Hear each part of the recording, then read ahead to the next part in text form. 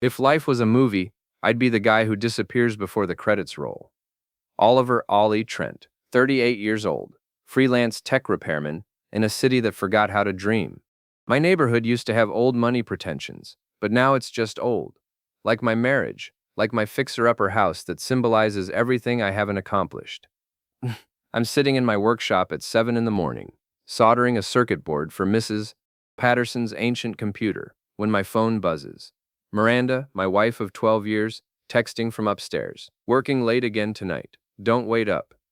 Same message, different day. Miranda Trent, real estate agent extraordinaire. Social climber with a smile that could sell ice to penguins. At 35, she's everything I'm not. Charismatic, ambitious, and lately, distant as a satellite. The workshop door creaks open. Ollie, you in here? Xaden Morris, my business partner and supposed best friend. 40 years old, built like he still hits the gym daily, wearing a suit that costs more than my monthly mortgage payment. We run a tech security company together, or rather, he schmoozes clients while I do the actual work. Morning, Xaden. Nice wheels out there. I nod toward the window where his brand new BMW gleams in the driveway. Business must be booming. He grins, that snake oil salesman smile. You know how it is, buddy. Gotta look successful to be successful. Funny thing about that philosophy, last I checked, our company account was tighter than a tick on a hound dog. But here's Xaden, flashing cash like he owns the mint. Miranda around? He asks, casual as Sunday morning, upstairs getting ready. You know Miranda. Takes an hour to look like she rolled out of bed naturally. She's a special woman, Ollie. You're lucky. Something in his tone makes my skin crawl. The way he says special sounds too personal, too familiar. After Xaden leaves, I find Miranda in the kitchen, dressed to impress in a way that seems excessive for showing houses to suburban families. Her perfume hangs in the air like a question mark. Xaden stopped by, I mention. Oh, what did he want? Didn't say, just asking about you. She pauses, coffee cup halfway to her lips. Probably business stuff. You know how he is. Yeah, I know exactly how he is. The next few days blur together in a haze of suspicious receipts, mysterious phone calls, and Miranda's sudden generosity toward Xaden. She brings him coffee when he visits, laughs too loud at his jokes, finds excuses to touch his arm during conversations. I'm not stupid. Ex-military teaches you to observe, to notice patterns, and the pattern here stinks worse than week-old garbage. Friday night, neighborhood block party at the Hendersons' place. Half the street shows up, including Miranda's crew, Tara, her gossipy sidekick, Carmen, the skeptical one, and Ray, the office assistant who treats everything like reality TV. I'm manning the grill, pretending to care about burger temperatures, when I overhear Tara and Carmen talking. Miranda's been glowing lately, Tara whispers. Must be all that extra attention she's getting. From who? Carmen asks. Oh, come on. You've seen how Xaden looks at her. And Oliver's so clueless. My hand tightens on the spatula. Clueless, am I? She deserves better, Tara continues. Oliver's sweet, but he's going nowhere fast. Miranda needs someone with ambition. Carmen frowns. That's his wife you're talking about. I'm just saying, if I were married to a man who fixed computers for little old ladies, I might look elsewhere too. I flip burgers with more force than necessary, imagining Tara's face on the grill. But I keep listening, filing away every word. Later, I'm talking with Valerie Morris, Xaden's wife. Val's a nurse, sharp as a scalpel, with kind eyes that see too much. We're sitting on the porch steps while the party swirls around us. You seem distracted tonight, she says. Just thinking about business stuff. Xaden's been distracted too, working late, taking mysterious calls. She pauses. Sometimes I wonder if we really know the people we married. There's something in her voice, a weight that suggests she knows more than she's saying. I study her face in the porch light. Val, if you ever need to talk. Thanks, Ollie. Same to you. We sit in comfortable silence, two people circling around truths too dangerous to speak aloud. The party winds down around 11. Miranda's been working the crowd all night, playing the perfect wife. But I notice how often her eyes find Xaden, how they share private smiles across the yard. Back home, she's humming in the shower, actually humming. When's the last time Miranda hummed? When's the last time she seemed genuinely happy around me? I'm lying in bed, staring at the ceiling, when her phone buzzes on the nightstand. She's still in the bathroom, water running. The screen lights up with a text preview. Meet you at the loft tomorrow. Let's give him a show. X. My chest tightens. Xden. The bathroom door opens. steam billowing out like fog from a crime scene. Miranda emerges, wrapped in a towel, skin flushed from hot water. Who texted? I ask. Probably work. I'll check it later. She slides into bed beside me, but we might as well be on different continents. I listen to her breathing, waiting for it to even out into sleep. Then I carefully reach for her phone. Locked, of course. But I know Miranda. She uses our anniversary date for everything. The phone opens like a confession booth, messages with Xaden going back months. Not just affair stuff, planning, scheming, laughing about how oblivious I am. Screenshots of our bank statements, discussions about my pathetic attempts at growing the business. One message stops me cold. Once we get rid of Oliver, we can merge everything. The business, the house, everything. He'll never see it coming. I set the phone back, hands steady despite the earthquake in my chest. 20 years of military training kicks in. Assess the situation, plan the response, execute with precision. They think I'm clueless? They think I'll never see it coming? Time to show them exactly how wrong they are. Saturday morning. I'm in my workshop by 6 a.m., not fixing computers but planning something far more satisfying. Miranda's still asleep, probably dreaming about her new life with Xaden. I've been suspicious for months, but suspicion and proof are different animals. Time to collect evidence that'll hold up in court, and in the court of public opinion. My phone rings, Val's name on the screen. Ollie, sorry to call so early. Could we meet for coffee? I need to talk to someone. Everything okay? Not really. There's something you should know about Xaden. We meet at Rosie's Diner, a greasy spoon that serves coffee strong enough to wake the deceased. Val looks tired, older than her 34 years. I know about Miranda, she says without preamble. Know what about Miranda? Don't play dumb, Ollie. I've known for 3 months. The late nights, the secret phone calls, the way they look at each other. I'm not blind. I lean back in the cracked vinyl booth. Why haven't you said anything? Because I've been busy gathering evidence. Bank records, credit card statements, phone bills. Did you know Xaden's been embezzling from your business? The coffee turns bitter in my mouth. What? Val slides a manila folder across the table. Fake invoices, double billing clients, siphoning funds into a personal account. $500,000 over 2 years.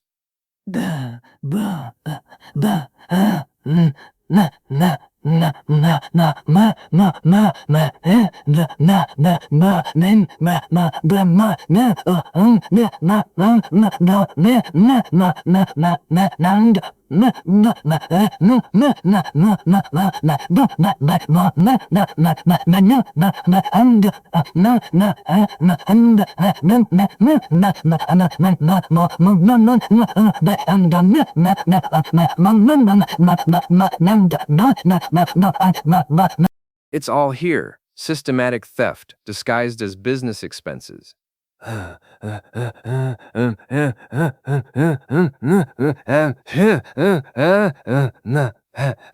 did you get this? I'm his wife. I have access to everything. Her smile is sharp as broken glass. Also, I've been working with a lawyer for 2 months. Mr. Zale. He specializes in business fraud and divorce. You want to take him down? I want to destroy him. Both of them. She leans forward. The question is, are you ready to stop being the nice guy? I think about Miranda humming in the shower, about Xaden's expensive car, about Tara calling me clueless. What did you have in mind? We spend the next hour planning. Val's been methodical, patient, gathering ammunition while I wallowed in suspicion.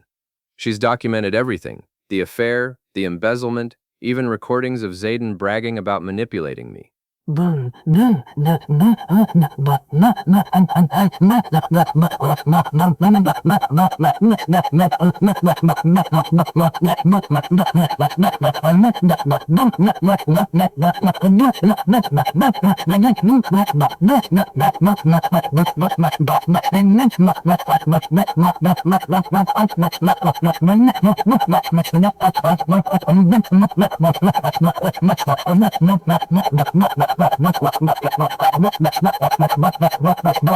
We hit them both simultaneously, publicly, when they least expect it. When? Monday morning. Xaden's supposed to meet with the Hartwell account, our biggest client. Miranda has her office meeting at 10. We coordinate the strikes for maximum impact. I'm starting to understand why Val became a nurse. She has the steady hands of someone comfortable with cutting into people.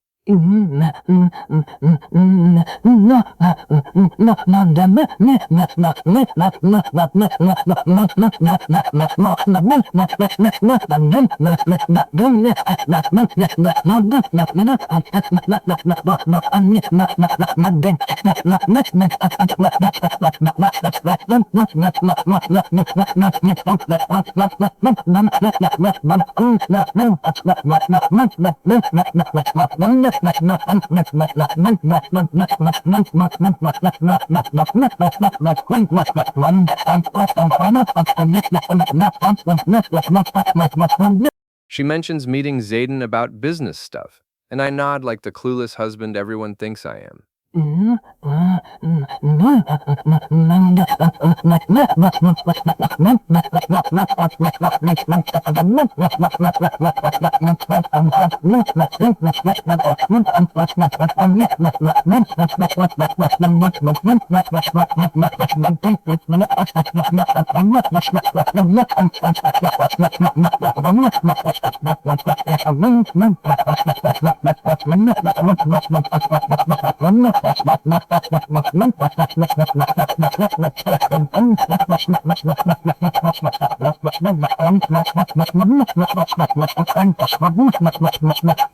That evening, Miranda gets a call. She steps outside to take it, but I can see her through the kitchen window, animated, smiling in a way she hasn't smiled at me in years. When she comes back in, she's practically glowing. Good news? I ask. Just work stuff, nothing exciting. She kisses my cheek, a perfunctory gesture, like patting a loyal dog. That night, I lie awake listening to her sleep, thinking about the folder Val gave me, about 20 years of marriage dissolving into lies and betrayal. But alongside the hurt, something else grows, a cold, calculating anger that feels almost peaceful. They think they're so clever, they think they've planned the perfect crime. Tomorrow, they learn the difference between clever and smart. Monday morning, 7 a.m. I'm in the workshop, but not alone. Val sits across from me, Mr. Zale beside her. He's a thin man with expensive glasses and the predatory stillness of a shark. You understand the sequence? Zale asks. I nod. 8:30 we call Detective Simmons about the embezzlement. 9 a.m. you file the divorce papers. 9:15 I confront Xaden at the Hartwell meeting. And I handle Miranda, Val adds. She won't see it coming. Remember, Zale warns, everything must be documented. No emotion, just facts. Let the evidence speak. At 8:25 my phone buzzes. Text from Miranda. Working late again. Don't wait up. I show it to Val. She smirks. Perfect. She's probably meeting Xaden to celebrate the Hartwell contract, which they think will make them rich, which will never happen now. 8:30 sharp, I dial Detective Simmons. He's a friend from my military days, now working white-collar crime.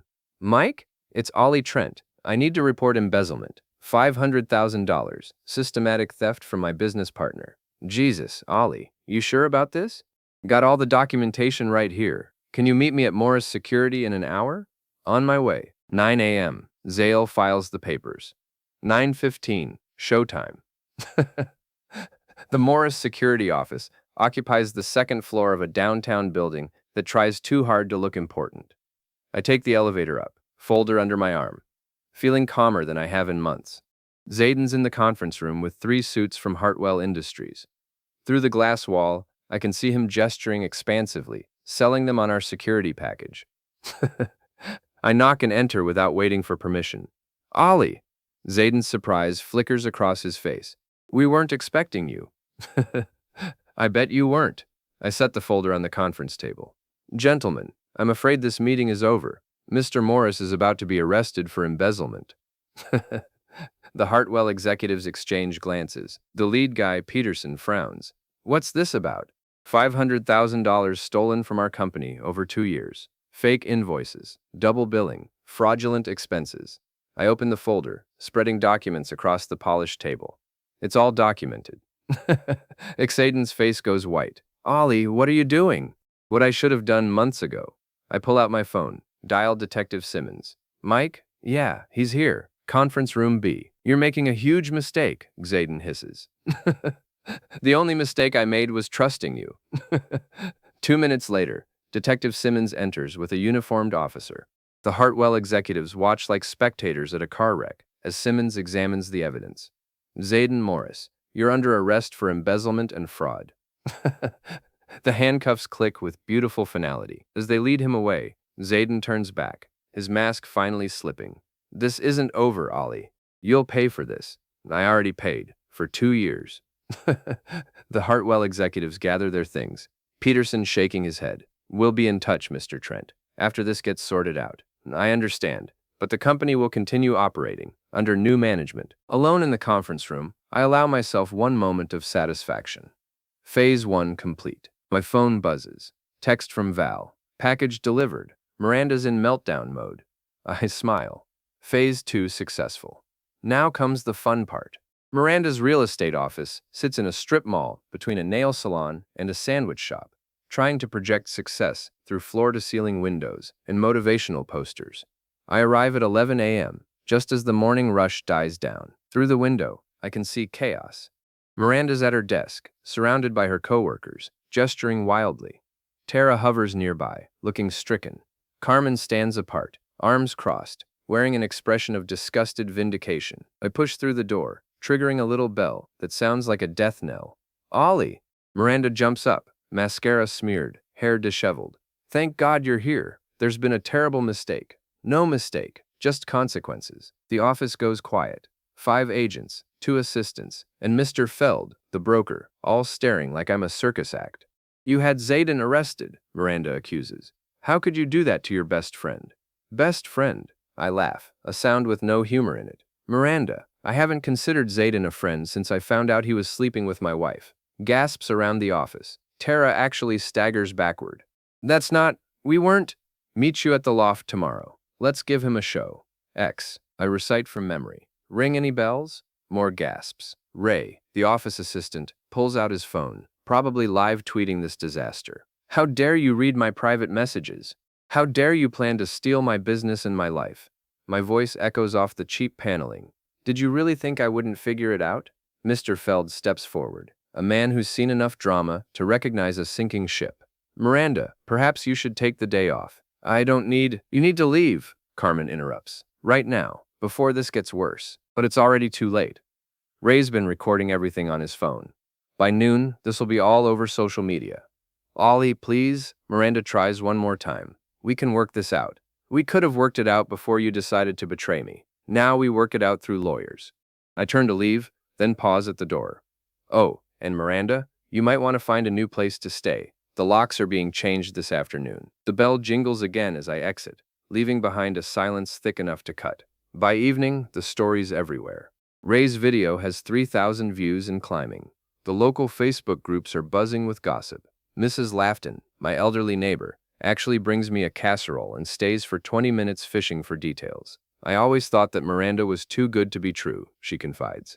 A woman that put together had to be hiding something. My phone rings constantly. Reporters, old friends, distant relatives who suddenly remember my existence. I let most calls go to voicemail, but I answer when Val calls. How are you holding up? She asks. Better than expected. You?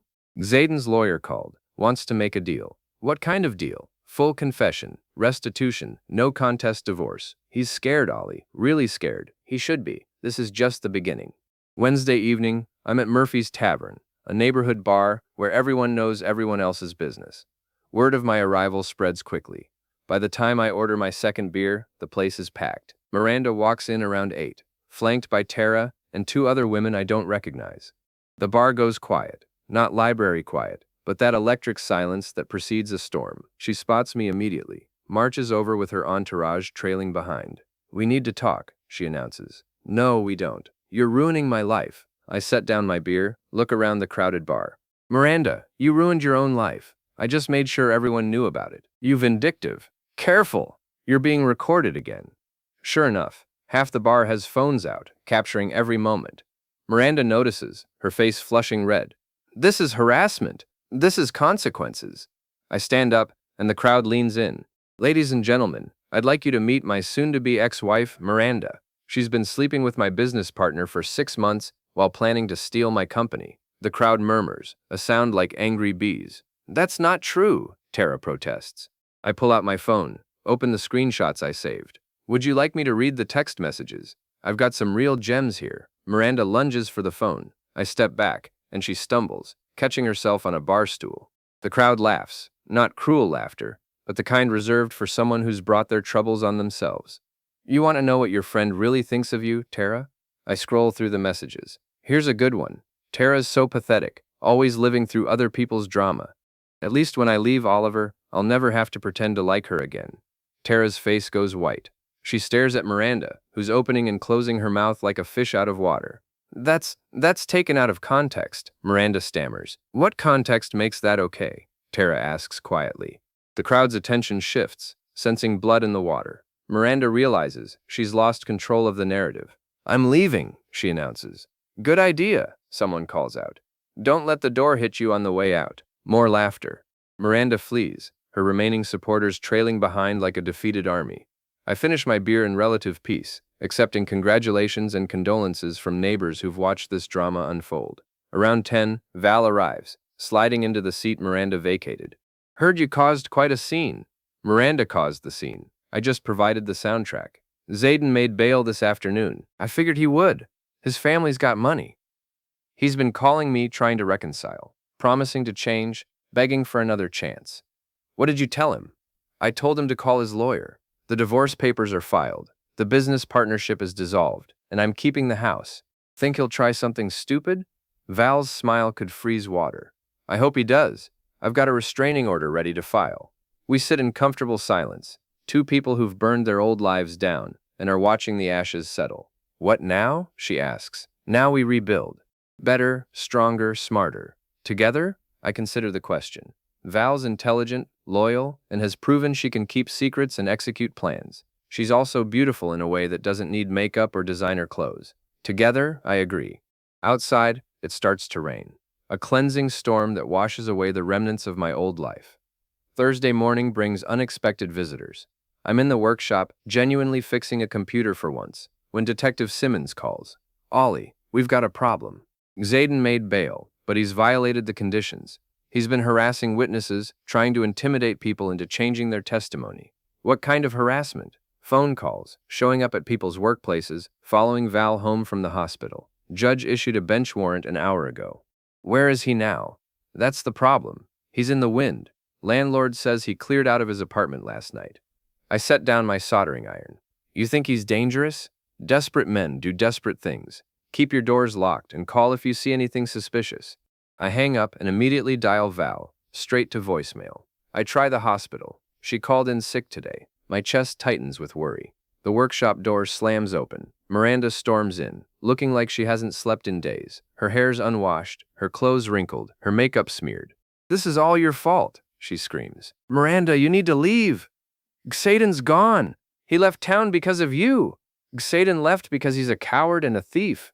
We were happy. We were in love. You were planning to rob me blind and leave me with nothing. She starts crying. Ugly, desperate sobs that might have moved me once. Now they just make me tired.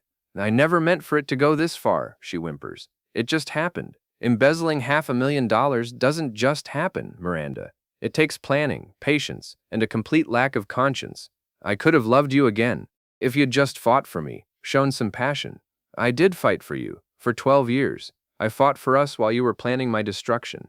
She wipes her nose with her sleeve, a gesture so pathetic it almost generates sympathy. Almost. The neighbors won't talk to me. My friends won't return my calls. I lost my job. Actions have consequences. I have nothing left. You have exactly what you chose. You chose Xaden over me, lies over truth, betrayal over loyalty. This is what those choices look like. She stares at me with red-rimmed eyes, perhaps finally understanding that tears and manipulation won't work anymore. I hate you, she whispers. I know, but I don't hate you, Miranda. I pity you. She leaves without another word, and I lock the door behind her. My phone rings. Val, finally. Ollie, thank God. Are you okay? I should ask you that. Where are you? My sister's house across town. Xaden showed up at my apartment last night, drunk and ranting. He's completely lost it. What did he want? He wants me to recant my testimony, claim the evidence was fabricated. He's convinced if he can discredit me, everything will fall apart. That's not how evidence works. Try explaining that to a desperate man. He kept saying you'd pay for ruining his life, that he'd make sure of it. Where is he now? I don't know, but Ollie, he had a gun. The workshop suddenly feels too isolated, too vulnerable. Come here. We'll face this together. Are you sure? I'm sure. And Val, bring whatever evidence you have left. If Xaden wants a final confrontation, let's make sure we're ready. She arrives an hour later, carrying a duffel bag and wearing the grim expression of someone preparing for war. We spend the afternoon organizing documents, making copies, preparing for whatever comes next. Around 6 p.m., Mrs. Lafton calls.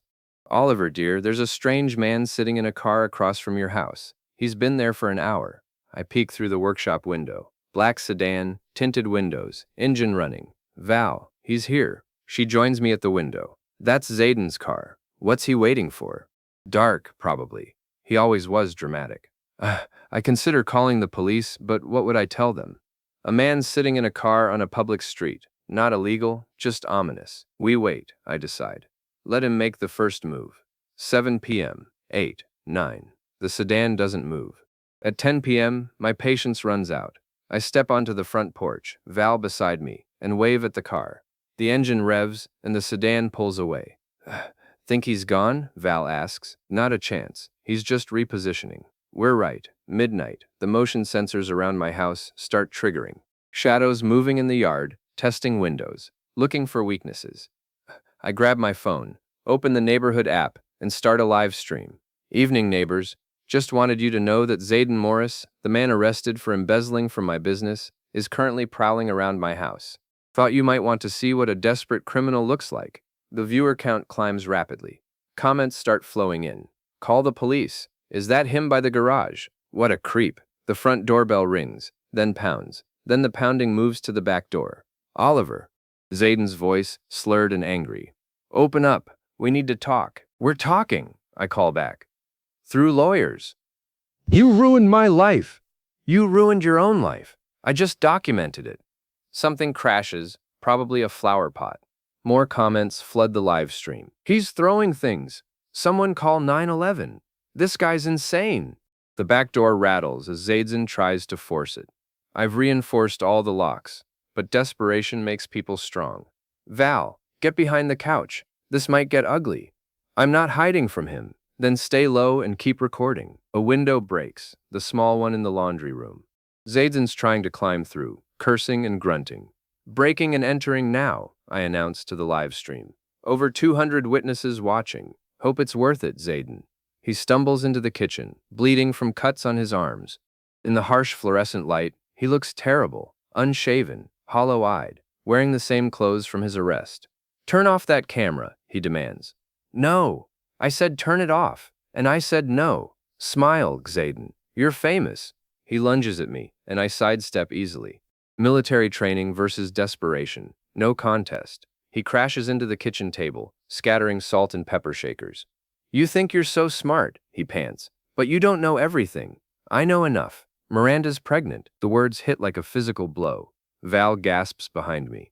Lying won't help you now, I manage. 3 months along. Didn't she tell you? His grin is ugly, triumphant. Guess you'll be paying child support after all. Even if that's true, it changes nothing. You're still a thief, she's still a cheater, and you're both still pathetic. His face contorts with rage. I'll destroy you. Red and blue lights flood through the windows. Sirens wail outside. Looks like the neighbors called the cavalry, I observe. The front door explodes inward. Police! Everyone on the ground! I raise my hands, phone still recording. Oliver Trent, homeowner. The intruders in the kitchen. They take Xaden down hard, professional and efficient. He's screaming about conspiracies and frame jobs.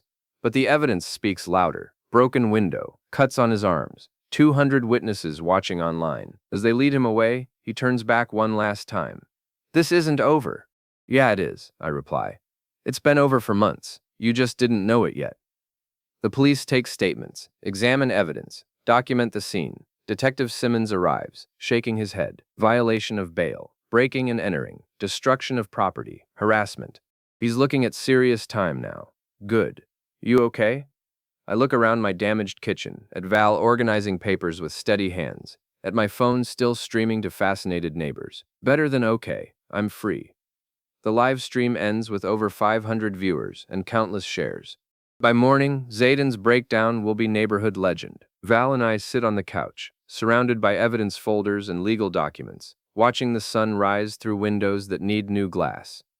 So, she says quietly, what now? Now we clean up the mess, fix what's broken, and build something better. Together, I consider everything that's happened, the betrayal, the investigation, the confrontation, the victory. Val's been beside me through all of it, steady and strong, and absolutely trustworthy. Together, I confirm. Outside, Mrs. Lathan's already telling the story to anyone who will listen.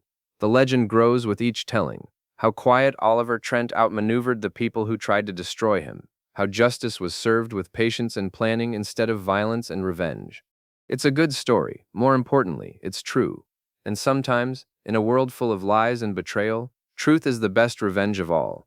The morning sun streams through my windows, illuminating a house that's mine again, a life that's mine again, a future that's finally worth planning. I close my eyes and smile. It's over. Verian, dvarano, dvariaran, dvarano, veriano, jumbawo.